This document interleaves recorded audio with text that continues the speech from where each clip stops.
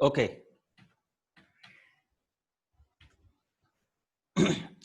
हमने last time देखा था, बहुत ही इंपॉर्टेंट फॉर्मूले देखे थे। उन फॉर्मूलों को आपको याद करना है। मैंने बोला था ये फॉर्मूले, वो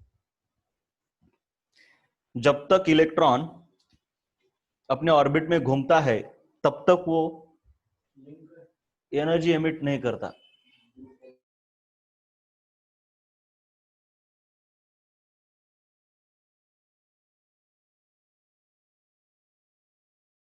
एक मिनट। हाँ, लिंक गलती से दूसरी सेंड हो गई है।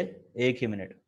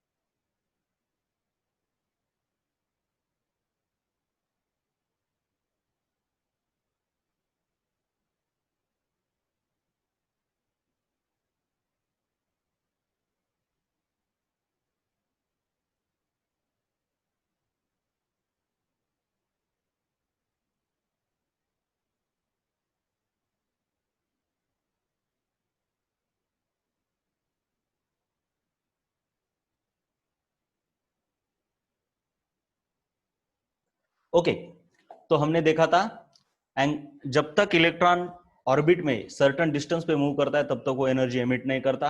और यही ड्रॉबैक था रुदरफोर्ड के मॉडल का, जो कि बोर ने निकाल दिया। उसके बाद है एंगुलर मोमेंटम का formula. Angular momentum in nth orbit is n h/2π। ये बहुत इंपॉर्टेंट फॉर्मूला है। उसके बाद है आपका ये वाला formula, radius of nth orbit is 52.9 into n²/z। ये पूरा याद होना चाहिए, और ये पिकोमीटर में, ये भूलना नहीं। Energy in nth orbit is -2.18 into 10⁻18 z²/n²। उसके बाद है velocity in nth orbit is n multiplied by h/2π m into rn, where rn is the radius of the nth orbit। ये सब हमारे फॉर्मूले हुए थे। अब इसके बाद हमको बोहर के मॉडल के उस पार्ट में जाना है जो कि सबसे इंपॉर्टेंट है। और मैंने बोला था कि उन्होंने एक फॉर्मूला प्रूव किया था, आपको पता होगा। 5 साइंटिस्ट ने मिलकर वो फॉर्मूला खोजा था, LBP बोल के मैंने ट्रिक बताई थी, लेमन बामर पास्चन ब्रैकेट फंड।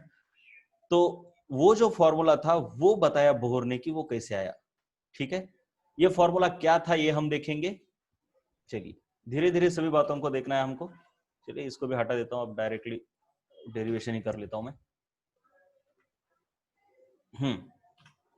तो सबसे पहली बात, तो जो फॉर्मूला था ये मैंने बताया कि जो वेव नंबर खाए गए थे, मतलब एब्जॉर्ब किए थे ना हाइड्रोजन ने, उन वेव नंबर्स के लिए एक कुछ ऐसा खास फॉर्मूला फिट हो रहा था।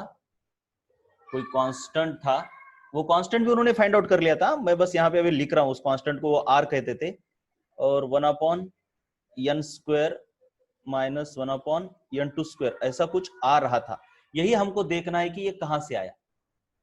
अब सिंपल सी बात है, जो नए लोग आ रहे हैं उनको हमारे पुराने वीडियोस देखने होंगे। बहुत ही इंपॉर्टेंट है, बहुत ही इंपॉर्टेंट है पुराने वीडियोस देखना, अदरवाइज ये आपको नहीं समझेंगे, क्योंकि ये बहुत ही कंसेप्चुअल पार्ट है। पूरे एटम के पूरे पुराने वीडियोस देख लो, तभी आपको ये समझेगा बेटा। ये बहुत इंपॉर्टेंट है, समझ लेना। चैनल के ऊपर जाके किस तरीके से वीडियो देखे जाते हैं इसका मैंने वीडियो भी भेजा है ग्रुप पर। अगर किसी को कुछ समझ में नहीं आ रहा तो मुझे फोन करना होगा। तो चलिए, 1 मिनट।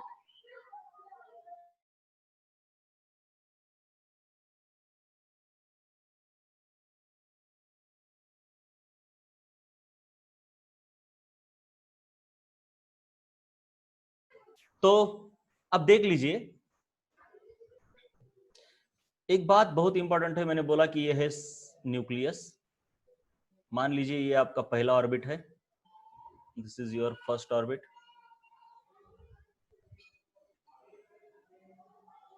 चलो इसको छोटा कर देते हैं जरा। उसके बाद मान लो आपके पास है एक सेकंड ऑर्बिट। ऐसे कोई हरे भरे रंग के नहीं होते, ये तो इमेजिनरी सर्कुलर पाथ्स होते हैं। एक बोल रहा था मुझे, 1 साल का लड़का, कि ऐसे कंस्ट्रक्टेड लाइंस होती है क्या वहां पे? अरे ऐसा थोड़ी होता है, किसी ने रास्ता थोड़ी बांधा उनके लिए। इमेजिनरी लाइंस है ये, जिसके ऊपर इलेक्ट्रॉन घूमता है। ये अर्थ हमारी सूरज के आजू बाजू घूमती है, इसका मतलब ये थोड़ी है कि वहां पे किसी ने रास्ता बांधा है, नेशनल हाईवे, इंटरनेशनल हाईवे, ऐसा नहीं है। तो ये इलेक्ट्रॉन जब घूम रहा है, राइट, तो ये इलेक्ट्रॉन की एनर्जी यहाँ पे कांस्टेंट रहती है as long as it is moving in this orbit. लेकिन अगर कोई लाइट का फोटोन आकर इसके ऊपर गिरता है, तो वो इस फोटोन को एब्जॉर्ब कर लेता है। जब इसने एब्जॉर्ब किया फोटोन को, तो इसकी एनर्जी बढ़ेगी या कम होगी, बोलो जरा। अब बोलो, इंक्रीज होगी या डिक्रीज होगी इसने? यस, इंक्रीज होगी। और जब एनर्जी इंक्रीज होगी, तो ये पहला, दूसरा और तीसरा ऑर्बिट, ठीक से देखना, तीसरा ऑर्बिट न्यूक्लियस से दूर है, पहला ऑर्बिट न्यूक्लियस के पास है। तो एनर्जी बढ़ने के बाद इलेक्ट्रॉन दूर जाता है या पास आता है? ठीक से देखो, अभी कौन सी प्रोसेस होगी? यस, तीसरे ऑर्बिट में। मतलब एनर्जी कब बढ़ती है? जब प्रोसेस फोर्सफुली होती है, ऑटोमेटिक नहीं। अब इलेक्ट्रॉन, ये तो प्लस वाला है, ये तो आपका प्लस वाला है ना, और ये इलेक्ट्रॉन माइनस है, तो ऑटोमेटिकली ये पास आता है। लेकिन दूर कैसे जाएगा? फोर्सफुली। तो इसलिए इसकी एनर्जी बढ़ेगी और ये तीसरे ऑर्बिट में जंप करेगा। तो सिंपल सी बात है, व्हेन इलेक्ट्रॉन फोटोन को एब्जॉर्ब करता है, तब वो दूसरे से तीसरे ऑर्बिट में जंप लगाता है। मतलब हम ऐसा समझते हैं कि पहले वाले की एनर्जी सबसे कम, जैसे बाहर आओगे एनर्जी बढ़ती है बढ़ती है बढ़ती है, और इन्फिनिटी पर जीरो होती है। मतलब इधर निगेटिव होती है, ये भूलना नहीं है। अगर इस ऑर्बिट में एनर्जी -20 है, तो ये -10 होती है, और यहाँ पे -5 होती है। इस तरीके से एनर्जी कम होती है। और ये जैसे दूर आता है इन्फिनिटी को, तो एनर्जी जीरो होती है। अट्रैक्शन के केस में मैंने बोला था, जैसे जैसे पास जाओगे एनर्जी कम होती है, लेकिन निगेटिव हो रही है, यहाँ पे प्लस नहीं होती वो। तो जैसे ही इसने एक फोटोन खाया, मतलब एब्जॉर्ब किया फोटोन को, अगर एब्जॉर्ब करता है इलेक्ट्रॉन, तो पहले ऑर्बिट की एनर्जी कम है तो ऐसा दिखाते हैं नीचे उसको, दूसरे ऑर्बिट की एनर्जी ज्यादा है तो उसको ऊपर दिखाएंगे, तीसरे की और ज्यादा है तो इसको ऐसा दिखाएंगे, चौथे की इससे ज्यादा है तो ऐसा दिखा सकते हैं। ये भी एक तरीका हो सकता है दिखाने का। तो इलेक्ट्रॉन ने फोटोन को खा के यहां से यहां पर जंप लगा दी। मतलब ये सर्कल के फॉर्म में दिखाने की जगह पर कुछ इस तरीके से दिखाया है। ये अप डाउन के फॉर्म में आपको समझता है ना, कम कौन है ज्यादा कौन है। तो जब ये अब्जॉर्ब करता है, तो फोटोन क्या करता है? जंप अप करता है। समझ में आया क्या? एब्जॉर्ब करने पर फोटोन जंप अप करता है, सॉरी, इलेक्ट्रॉन जंप अप करता है। समझ में आया? समझ में आया तो यस बोलो। फोटोन एब्जॉर्ब करने पर इलेक्ट्रॉन जंप अप करता है, मतलब दूर जाता है न्यूक्लियस से। और जब जब लेकिन कभी कभी ऐसा भी होता है कि ये इलेक्ट्रॉन एब्जॉर्ब करने की जगह पर कभी कभी ऐसा भी करता है, खुद से फोटोन निकाल भी देता है। कभी कभी एब्जॉर्ब, ये फोटोन आके गिरा ही नहीं, तो कभी कभी ऐसा भी होता है कि इससे एक आध फोटोन बाहर भी चला जाता है। तो जब इसने फोटोन को रिलीज किया, तो इसकी एनर्जी कम हुई, खुद की एनर्जी कम हुई, मतलब पास आया या दूर गया? बोलो जरा, न्यूक्लियस के पास आया या न्यूक्लियस से दूर गया? एनर्जी कम होने का मतलब क्या है? इलेक्ट्रॉन की एनर्जी कम होना मतलब, यस, बोलो जरा, बाकी लोग, सभी लोग बोलो, यस, पास आना चाहिए। ये कंसेप्ट बहुत क्लियर होने चाहिए। एनर्जी कब कम होती है, कब ज्यादा होती है, फोर्सफुली का मतलब क्या है, ऑटोमेटिक का मतलब क्या है, रिलीज करने का मतलब क्या है, एब्जॉर्ब करने का मतलब क्या है। तो जब एनर्जी रिलीज होती है, तो एनर्जी खुद की कम होती है। और अट्रैक्शन में आपको पता है, एनर्जी कम होने का मतलब पास जाना, एनर्जी बढ़ने का मतलब दूर जाना। तो ये न्यूक्लियस के पास चला आता है, मतलब कौन से ऑर्बिट में जाएगा? दूसरे ऑर्बिट से वो तीसरे में जाएगा, पहले में? बोलो। yes, it will jump into the first orbit. So when it releases, it jumps down. Jump down. चलो जरा बोलो, यहां तक क्लियर है क्या?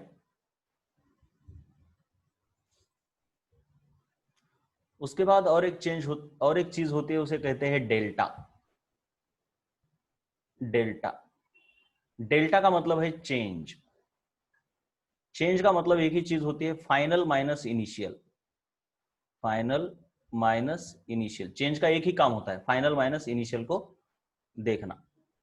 मतलब अगर आपका वेट अभी 50 है और 60 हो गया, तो आपका चेंज कितने से हुआ? वेट 50 से 60 हो गया, तो चेंज कितने से हुआ?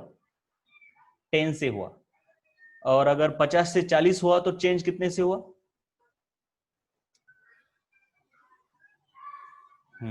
तो यही इंपॉर्टेंट है समझना कि अगर 50 से 60 होता है तो ये आपका फाइनल हुआ, ये आपका इनिशियल हुआ। तो फाइनल माइनस इनिशियल यानी 60 माइनस 50 हुआ, जो कि हुआ 10। लेकिन अनिकेत को समझ में आया कि मुझे क्या पूछना है।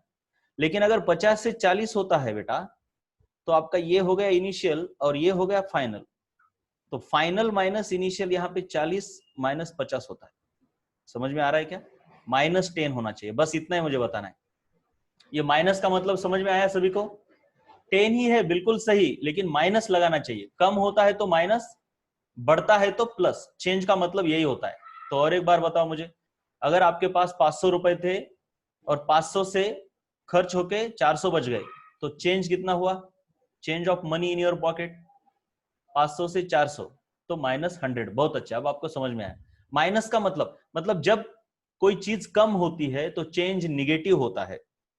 तो बस मैं यहीं पे बता रहा हूं, जब फोटोन एब्जॉर्ब किया जाता है तो एनर्जी बढ़ रही है, तो उसे हम change change in energy is plus, और रिलीज होने पर उसकी एनर्जी कम हो रही है तो change in energy is minus. Release होने पर change in energy is minus. चलिए, तो यहां पर ठीक है, पूरी की पूरी बातें समझ में आ गई आपको।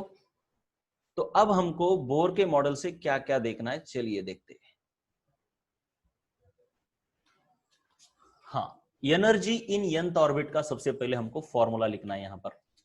एनर्जी इन nth ऑर्बिट, तो ये देखिए, ये वाला फॉर्मूला हमने कल देखा था, एनर्जी इन nth ऑर्बिट। इसको भूलना नहीं है, ये वाला फॉर्मूला -2.18 इंटू 10⁻⁻18। मैं इसको एक कांस्टेंट लिख रहा हूं k, सो -k z²/n²।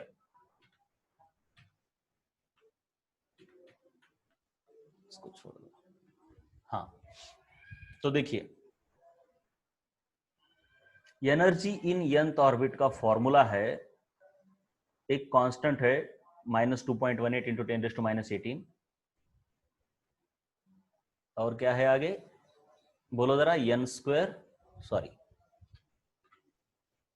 z² upon n²। ये वाला फॉर्मूला जो कि मैंने आपको कल बताया था, मतलब पिछले वाले लेक्चर में। ठीक है, किसी भी ऑर्बिट में एनर्जी का ये फॉर्मूला है। अब अगर हम मान लेते हैं, चलिए जरा मैं फ्रेश डायग्राम बनाता हूं यहां पे। तो ये सर्कल के फॉर्म में डायग्राम ना बनाकर अगर मैं यहां बाजू में एक ऐसी सिंपल डायग्राम बना देता हूं, और हम जंप अप की केस लेंगे, या फिर सर्कल के फॉर्म में भी बनाओगे तो कोई फर्क नहीं पड़ने वाला, बस कंफ्यूज मत होना। ये पहला ऑर्बिट, ये है आपका दूसरा ऑर्बिट, और उसके बाद है आपका ये तीसरा ऑर्बिट। तीसरा ऑर्बिट। तो अब आपको ये समझना है कि अगर कोई इलेक्ट्रॉन यहां पर है, हम जंप अप की केस ले रहे, यहां से अगर ये कोई फोटोन आ रहा है, इसकी एनर्जी h इंटू न्यू है ऑफ कोर्स। तो ये फोटोन आके जैसे इसके ऊपर गिरेगा, तो ये जंप अप करेगा या जंप डाउन, बोलो?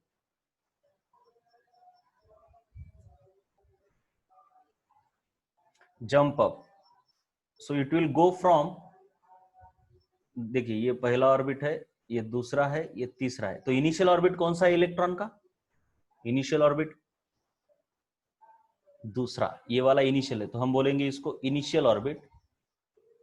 अरे पहला नहीं बेटा, ये थोड़ी पहला, ये थोड़ा ही इनिशियल ऑर्बिट है। पहले इलेक्ट्रॉन कौन से ऑर्बिट में है? दूसरे ऑर्बिट में है ना, और दूसरे से उसने कहां पर जंप लगा दी? तीसरे में। तो ये तीसरा वाला उसका फाइनल ऑर्बिट हो गया। तो इनिशियल ऑर्बिट और फाइनल ऑर्बिट आपको समझ में आया? इलेक्ट्रॉन का इनिशियल और फाइनल ऑर्बिट समझ में आया सभी को? पहले ऑर्बिट में था ही नहीं इलेक्ट्रॉन, डायरेक्टली मैंने दूसरे ऑर्बिट का इलेक्ट्रॉन लिया है ना, समझने के लिए बस लिया है मैंने। तो इलेक्ट्रॉन ने दूसरे ऑर्बिट से तीसरे ऑर्बिट में छलांग लगाई है, जंप लगाई है। So the initial orbit was second and the final orbit was is third. तो सिंपल सी बात है, उसकी एनर्जी तो चेंज हुई, और हमको यह पता है कि चेंज इन एनर्जी मतलब क्या होता है, फाइनल माइनस इनिशियल। लेकिन आपको यह भी पता होगा कि इसकी जो एनर्जी बढ़ी है वो किसकी वजह से बढ़ी है, किसने दी इसको एनर्जी, इलेक्ट्रॉन को? अरे किसने दी? फोटोन ने। बहुत ही सिंपल सी बात है। तो ये फोटोन के अंदर अगर 100 की एनर्जी होगी तो इसकी एनर्जी भी 100 से ही बढ़ेगी। सही बात है ना? सही बात है ना? तो सिंपल सी बात है। तो इन दो ऑर्बिट के बीच का एनर्जी डिफरेंस भी 100 का ही होता है। अगर 100 का नहीं है फोटोन तो वो खाएगा ही नहीं।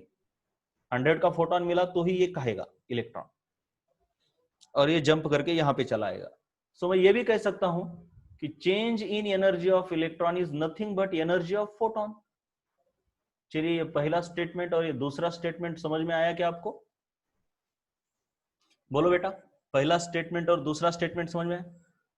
तो पहले और दूसरे स्टेटमेंट का लेफ्ट हैंड साइड सेम है तो राइट हैंड साइड भी सेम होना चाहिए, है ना? तो मैं क्या लिख सकता हूं, energy of photon is nothing but final energy of the electron minus initial energy of the electron.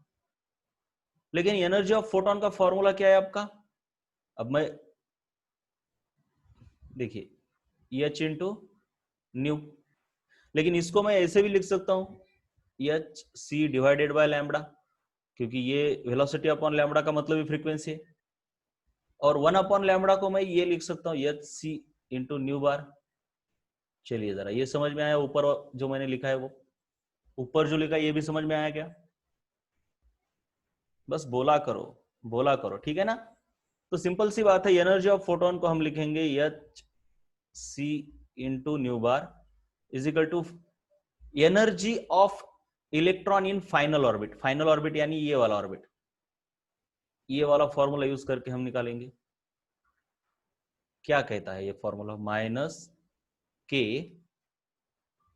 Into Z square upon, पहले फाइनल है तो एन मतलब ऑर्बिट की संख्या होती है, तो फाइनल ऑर्बिट ही लेना पड़ेगा यहां पर भी, माइनस ये देखिए ये, ठीक है, माइनस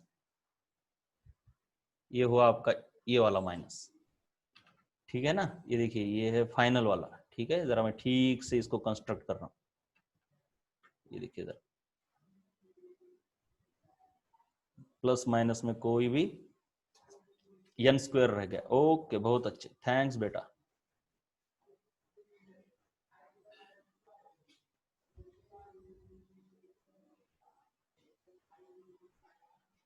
चलिए, ये हो गई आपकी एनर्जी फाइनल, माइनस के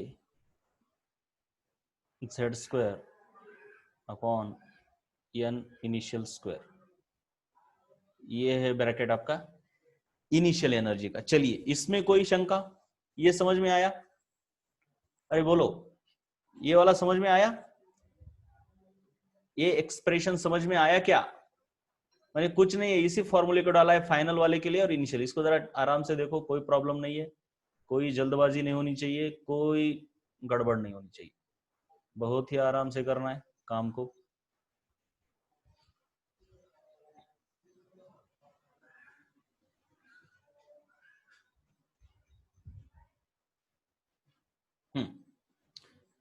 तो अब यहीं पे मैं कर देता हूं पूरा का पूरा डेरिवेशन। इसको थोड़ा अब छोटा भी कर सकते हो, क्या है, इधर रख दो इसको। क्या मजा आता है यार स्क्रीन के ऊपर। हाँ चलो, आमने सामने रहेगा आपके। अब क्या है, अब सिंपल सी बात है। हम्म हम्म तो आपके पास है H C into wave number, क्योंकि वेव नंबर का एक फॉर्मूला निकालना है हमको, इज इक्वल टू, देखिए ये माइनस है और ये माइनस माइनस प्लस बन जाएगा, समझ रहा है ना। तो इसको मैं पहले लिखता हूं, ये वाली टर्म को मैं पहले लिख रहा हूं प्लस करके, प्लस हो गई K Z square upon n initial square, और ये वाली टर्म माइनस है तो minus K Z square upon n final square. चलिए ये भी समझ में आया? अगर आया है तो मैं के और जेड को बाहर निकाल रहा हूं, के जेड स्क्वायर देख रहा है ना, ये वाला और ये वाला, ये दोनों टर्म्स कॉमन है तो कॉमन निकाल रहा हूं मैं इनको, और अंदर आता है आपका 1 upon N I square minus 1 upon N F square, और ये है आपका ये जो एच सी है ना, ये इसको मैं नीचे लेके आ रहा हूं, ये देखिए ये एच सी है ना, ये इसको मैं यहां से हटा के यहां पे ला रहा हूं।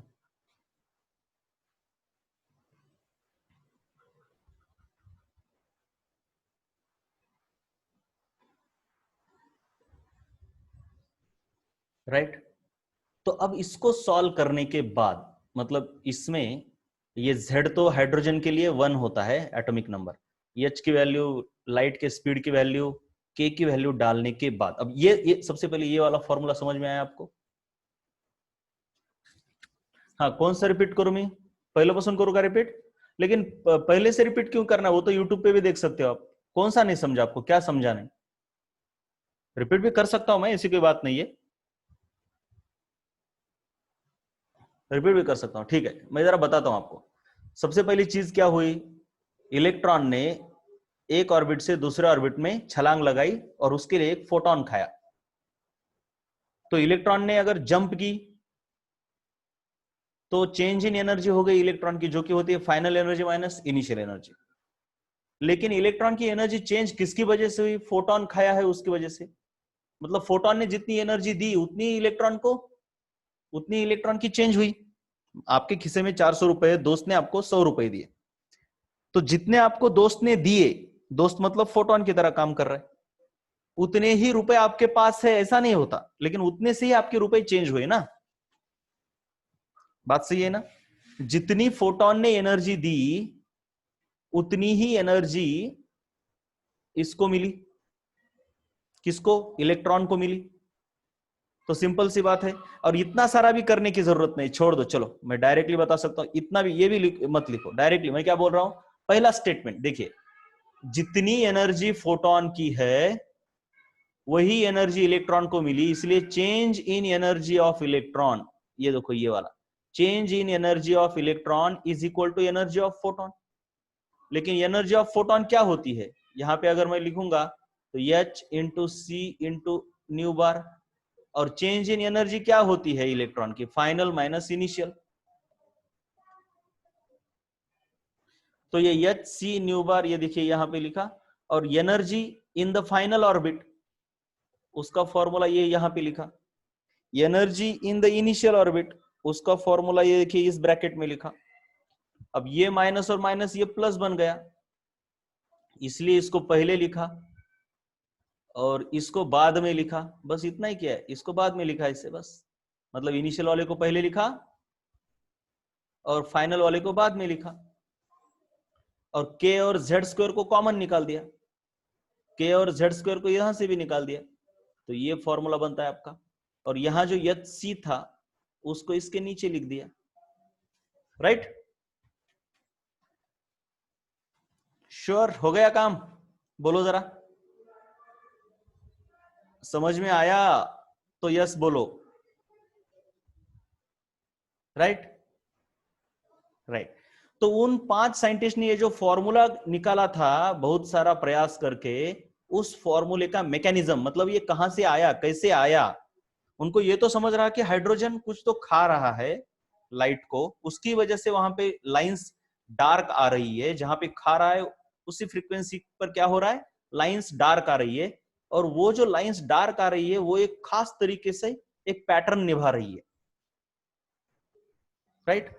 लेकिन ये नहीं समझ रहा था कि वो पैटर्न ऐसा क्यों बन रहा है, कैसा है मॉडल एटम का, अंदर क्या हो रहा होगा, ये कुछ नहीं समझ रहा था। तो बाद में बोर ने बताया कि बेटा मॉडल तो ऐसा है जैसा कि मेरे गुरु ने बताया था, बस उसमें एक चेंज कर रहा हूं मैं, वो ये कि इलेक्ट्रॉन जब भी जंप मतलब ऑर्बिट में रहता है तब इलेक्ट्रॉन क्या करता है, एनर्जी एमिट नहीं करता, लेकिन जब उसको जंप करना हो या जंप डाउन करना हो तब वो क्या करता है, एनर्जी एमिट या फिर एब्जॉर्ब करता है। तो उसके बाद उसने ये बताया कि उस सैंपल में कई सारे हाइड्रोजन के एटम्स है, करोड़ों है।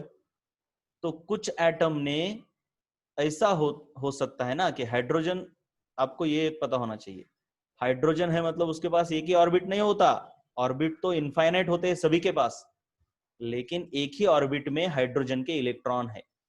समझ में आया मैं क्या बोल रहा हूं?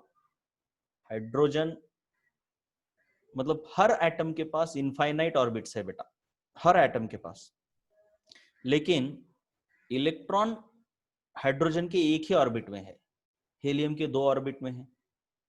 लेकिन अब ऐसे करोड़ों हाइड्रोजन के एटम्स उस सैंपल में थे, वो जो सैंपल लिया था ना हमने, उस सैंपल में ऐसे करोड़ों करोड़ों हाइड्रोजन के एटम थे।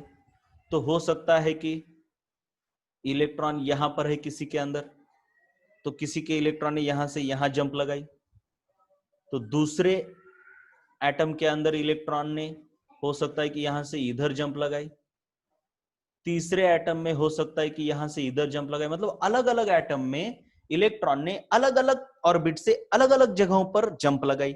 इसके लिए उनको एक ही तरीके का फोटोन खाना पड़ेगा या अलग अलग तरीके का खाना पड़ेगा, बोलो जरा।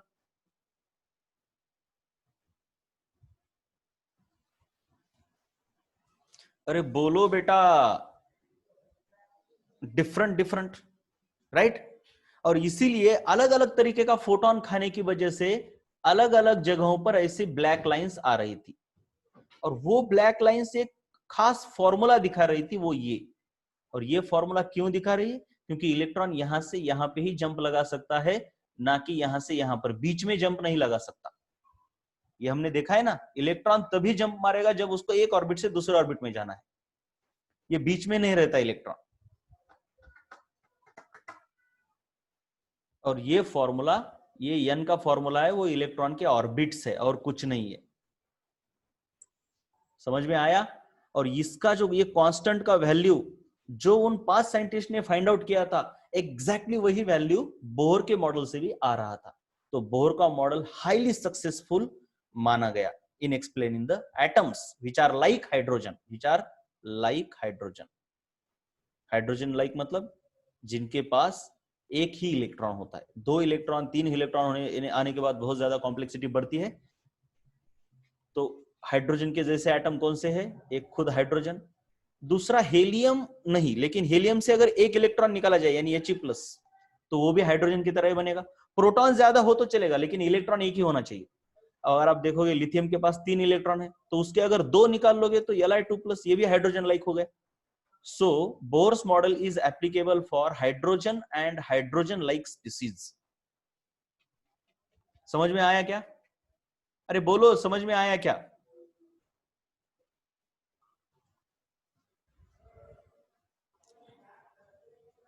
राइट।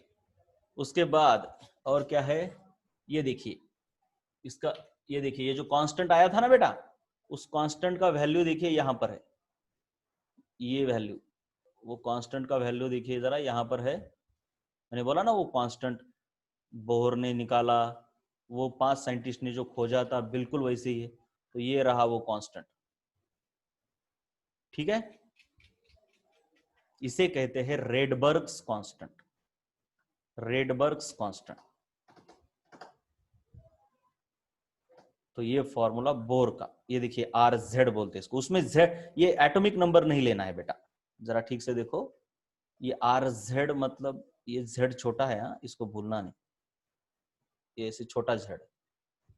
ये Z मतलब ये Z R के नीचे है, मतलब ऐसे RZ, और ये Z मतलब एटॉमिक नंबर है, तो कंफ्यूज नहीं होना है। इसे रेडबर्ग कांस्टेंट कहा जाता है। अब इसके बाद हमको देखना है कि जो स्पेक्ट्रम के अंदर अलग अलग लाइंस आई थी, कुछ ऐसे ऐसे ऐसे ऐसे ऐसे ऐसे, तो वो कहां से आई, किस तरीके से आई, ये हमको देखना है। उन सब के बारे में बहुत डिटेल में देखना है। तो अब तो बहुत हमारे पास टाइम कम है, मतलब बस 8 मिनट बाकी है। हम कोशिश करते हैं कि क्या कर सकते हैं। यहां तक जो हुआ, ये फॉर्मूला तो आया, लेकिन अब ये किस तरीके से वो स्पेक्ट्रम आया होगा, ये मैं आपको दिखाने की कोशिश कर रहा हूं। चलिए कोशिश करते हैं हम।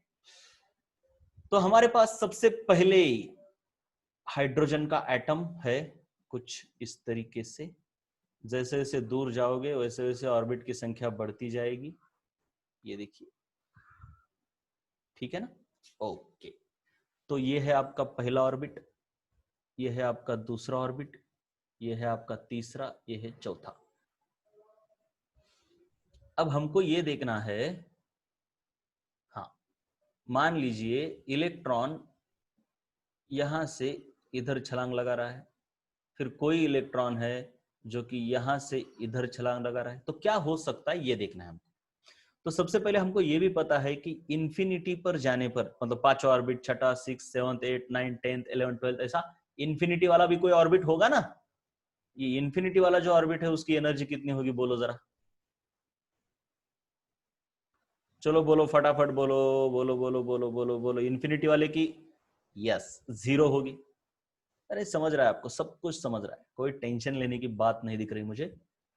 उसके बाद इसकी एनर्जी कुछ मान लीजिए -10, तो इसकी एनर्जी कुछ क्या होगी फिर,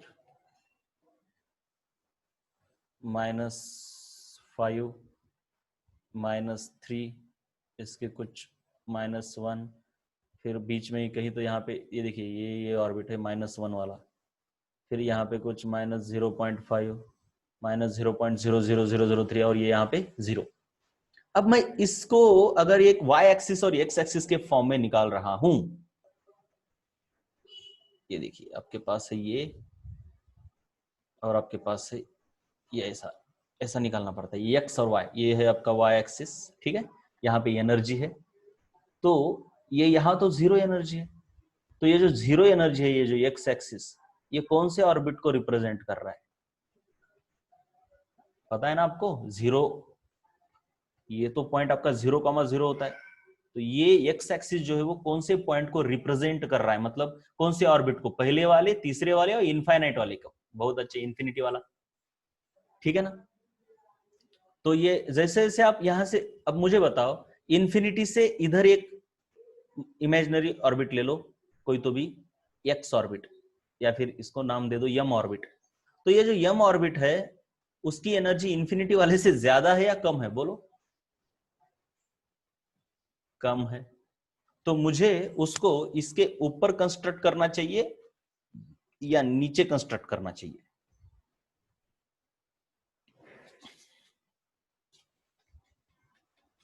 अपसाइड और down side, yes down side. क्यों डाउन साइड, क्योंकि एक तो कम है, कम का मतलब डाउन ही होना चाहिए, और वैसे भी ये निगेटिव होती है ना, यहाँ पे 0 है और इधर जैसे जाओगे energy negative, more and more negative होते जाती है, मोर एंड मोर निगेटिव होते जाती है, more and more negative, more and more negative, more and more negative. तो सिंपल सी बात है, यहां पे जो ऑर्बिट आएगा वो, तो ये जो पहला वाला ऑर्बिट है वो बहुत नीचे आएगा, जिसे हम ग्राउंड स्टेट कहते हैं। ग्राउंड स्टेट यानी पहला ऑर्बिट, यहाँ पे हाइड्रोजन के लिए बता रहा हूं मैं, ग्राउंड स्टेट यानी सबसे कम एनर्जी वाली स्टेट। तो पहला वाला ऑर्बिट मान लेते हैं हम, यहां पर निकालते हैं,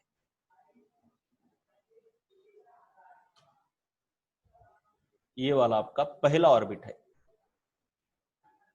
तो दूसरे वाले की एनर्जी इससे ज्यादा होगी या कम होगी, बोलो जरा। दूसरे वाले की एनर्जी इससे ज्यादा होगी या कम होगी, मोर और लेस, ज्यादा होगी, मोर होगी। तो मतलब मोर निगेटिव या लेस निगेटिव होगी, ये भी बोल दो एक बार। ज्यादा होगी तो ये भी एक स्टेटमेंट बोल दो, मोर निगेटिव या less negative, less negative, right. यानी ये अगर -10 है, मैं बोल रहा हूं ये इमेजिनरी वैल्यूज है, तो दूसरे वाले की कुछ -5 होगी, तो ये दूसरा वाला ऑर्बिट यहां पे आता है।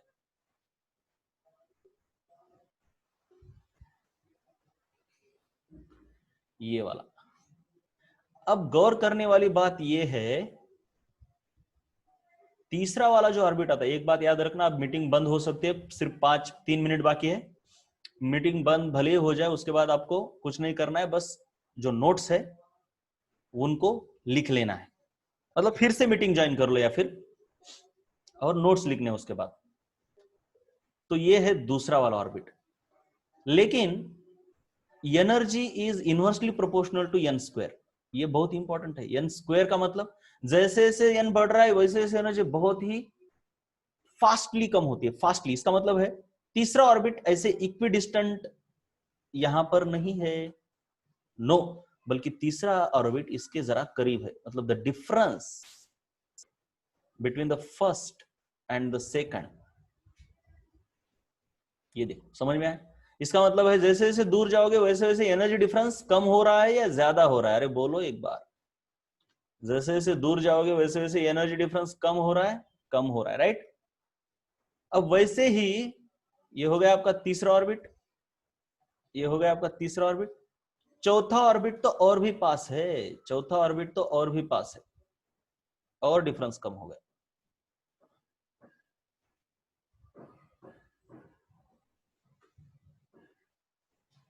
ये फिर पांचवा ऑर्बिट तो और भी पास है। समझ में आ रही है ना बात क्या बोल रहा हूं मैं?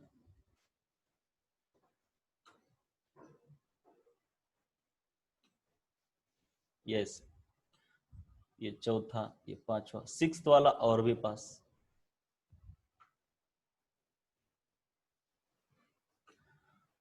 तो इस तरीके से काम हो रहा है। ये सिक्स्थ वाला ऑर्बिट, वैसे ही सेवंथ वाला और भी पास होगा, और इस तरीके से यहां पे इनफाइनाइट वाला ऑर्बिट है। अब इसके बाद क्या होगा ये देखो।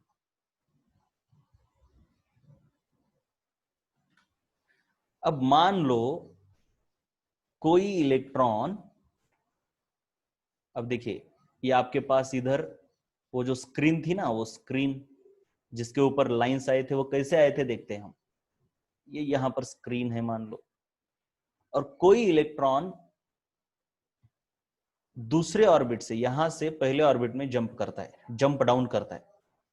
ये देखिए ये दूसरा ऑर्बिट है, यहां से कोई इलेक्ट्रॉन नीचे जंप कर रहा है, और एक इलेक्ट्रॉन तीसरे ऑर्बिट से